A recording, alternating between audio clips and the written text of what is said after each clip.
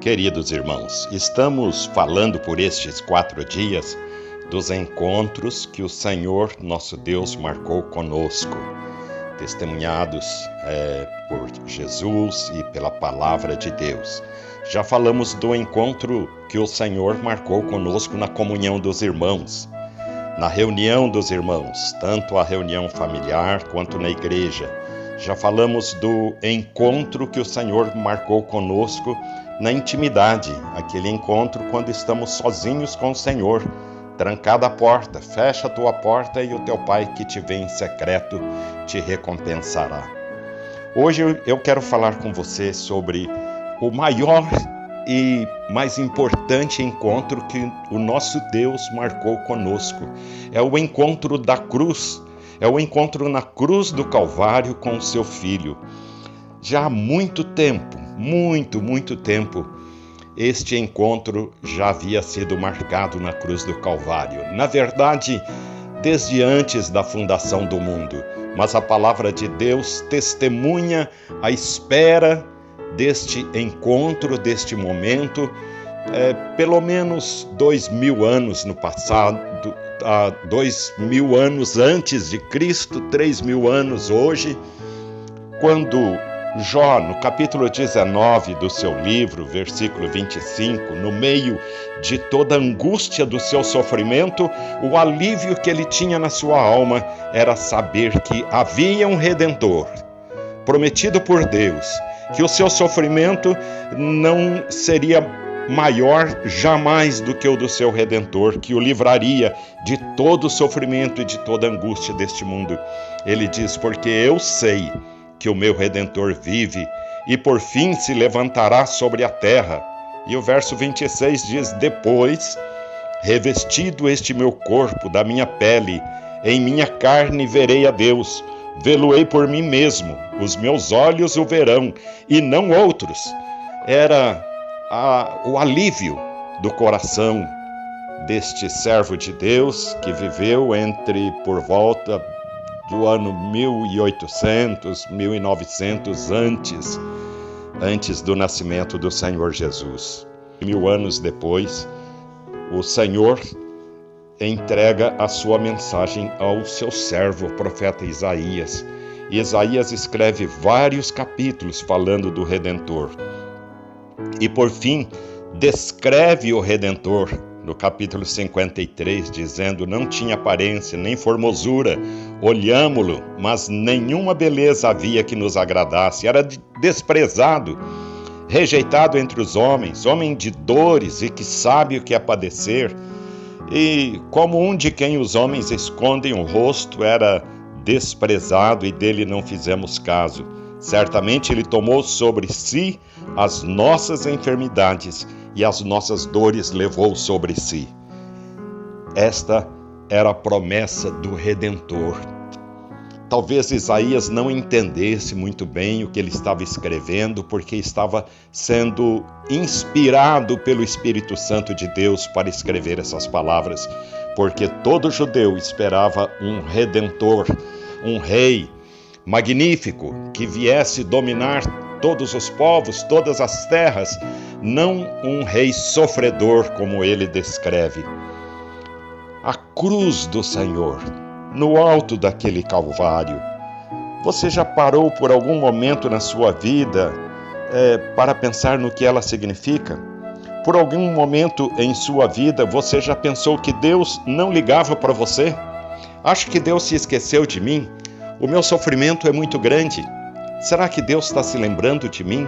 Será que os olhos de Deus estão sobre mim? O Senhor está me vendo? O Senhor está vendo o que eu estou passando? O Senhor está ligando para mim? Sim, meu querido irmão, E a maior prova disto é aquela cruz no Calvário. Às vezes podemos levantar várias perguntas. Por que a cruz? Porque era o pior sofrimento. Ali na cruz, o Senhor nosso Deus juntava todo o poder da sua ira contra o pecado e todo o poder grandioso do seu amor para com o homem criado por ele. Era um amor imenso pelo ser humano e uma ira terrível contra o pecado, contra o nosso pecado. Havia muita forma de se aplicar a justiça, a pena de morte naqueles dias, o enforcamento, a fogueira, a decapitação, o esquartejamento, a arrastação, o empalamento. E hoje existe a eletrocutação, as injeções químicas letais, etc. Quantas formas de se aplicar a justiça, mas a história nos relata que a pior delas é a morte na cruz. Quando a pessoa vai minando aos poucos as suas forças e dores terríveis tomam conta de todo o corpo, de toda a musculação, até o momento final da morte, muitas horas depois. Jesus mesmo ficou crucificado por 6 horas. 6 longas horas. Quem condenou Jesus? Meus queridos irmãos, não foram os romanos, eles apenas o entregaram aos judeus. E também podemos dizer que não foram os judeus, eles não tinham autoridade para enforcar, para matar ninguém. Então, também não foi Judas Iscariotes, não foi culpa dos apóstolos que fugiram e abandonaram o seu Senhor. Quem condenou Jesus? Quem condenou Jesus foram os nossos pecados, a nossa maldade, toda a maldade do meu coração e do teu coração, meu irmão. A nossa maldade condenou Jesus naquela cruz. Aquela cruz não era propriamente de madeira, era de palavras frívolas, de planos maldosos uns contra os outros. Era de idolatria, era do pecado da mentira, do engano, da soberba, da ganância, do despudor. Eram os nossos pecados que estavam naquela cruz. E Jesus então foi condenado por nós. Também não podemos dizer isso, porque em primeiro lugar, meus queridos irmãos, é terrível pensar assim, mas o Senhor Jesus foi condenado pelo Pai, não pelos seus pecados, mas em nosso lugar. E Jesus gritou ao Pai, naqueles momentos de estertores da dor, do suplício daquela cruz: Deus meu, por que me desamparaste? Ele sofreu o abandono do Pai. E ele precisava sofrer, porque éramos nós que estávamos naquela cruz ao lado dele, com ele, levados por ele para aquela cruz, mesmo sem ele sofrendo e nós recebendo a bênção do sofrimento.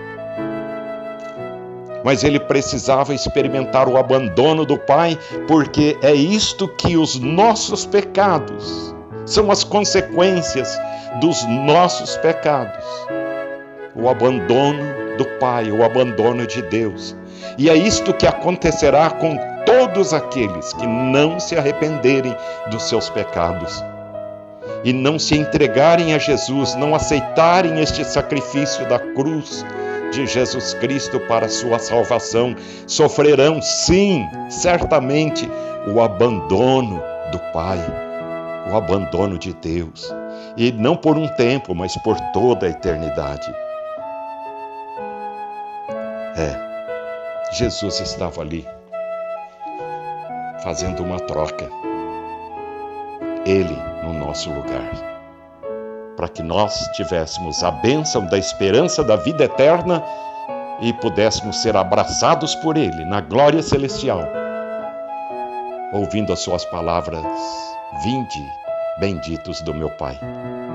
Vinde, benditos do meu Pai, para o reino que vos está preparado desde a fundação do mundo.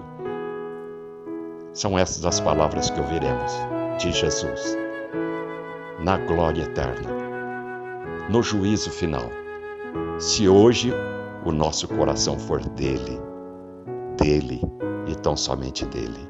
Deus nos abençoe. A mim, a você, aos nossos lares, às nossas famílias. Em nome de Jesus. Amém.